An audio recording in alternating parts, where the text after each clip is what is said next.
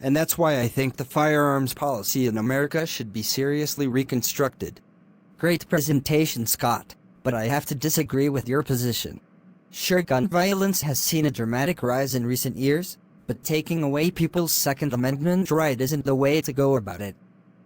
While you're right about Americans having the right to bear arms, I said nothing about completely stripping away the right.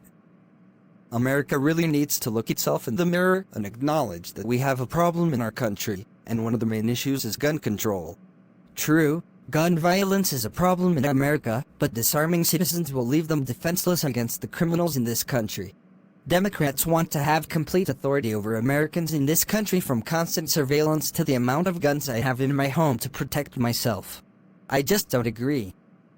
And I see your point, which is why I suggested that Americans enroll in a national firearms database of some sort to really keep track of the responsible gun owners in this country.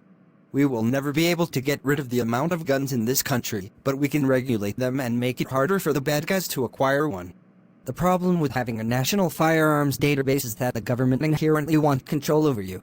While the database might sound like a good idea on paper, it can easily be manipulated just like that. I never really thought about it from that point of view. Can you elaborate on it more? Sure, Scott. It's simple really. If the government can keep an actual number of the amount of guns that Americans have, the next thing they're going to do is regulate how many you can have. Then after that, they'll regulate what kind of firearms you can own, and outlawing the use of some as well. It's a slippery slope, and if you let the government get their foot in the door, they'll take advantage of this database. Your point is very valid, Damien, but you have to agree that something has to be done. Thousands of people die each year due to gun violence, and that's just unacceptable. We can't stand by and watch while our citizens die due to something that can be easily preventable with the right regulations. It's going to take all most of us to achieve it, but I believe if we can sit down and actually discuss alternative ways, we can come up with a solution. That's the problem. There isn't going to be a correct solution. You can come up with all the policies in the world, but you can't come up with a solution without alienating another population. I see where you're coming from. Then what do you suppose we do about gun violence in America? The answer isn't simple. You can't come up with a concrete solution without affecting one side of America. It's impossible. Guns are here to stay. They've been interwoven into the fabric of our country's identity since the beginning of time.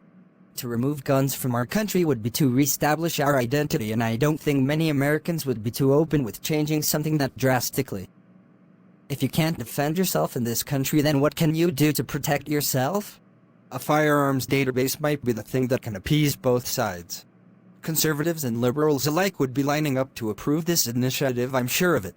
One side gets to keep their guns and one side gets the regulation they've been advocating for. And sure, there's always the risk of the government taking advantage, but at this point, what else can you do? Nothing that hasn't been done already. I think it's time to accept the fact that the United States isn't going to change its gun laws. And you might be right about that, Damien, but something has to be done in the meantime to subside the amount of mass shootings in the country. And when politicians come up with a foolproof solution, I'll gladly listen to it, but as of right now, I stand by my opinion. I understand, and I respect your opinion. Thank you for your input, Damien. It gave me a lot of new insight on this issue.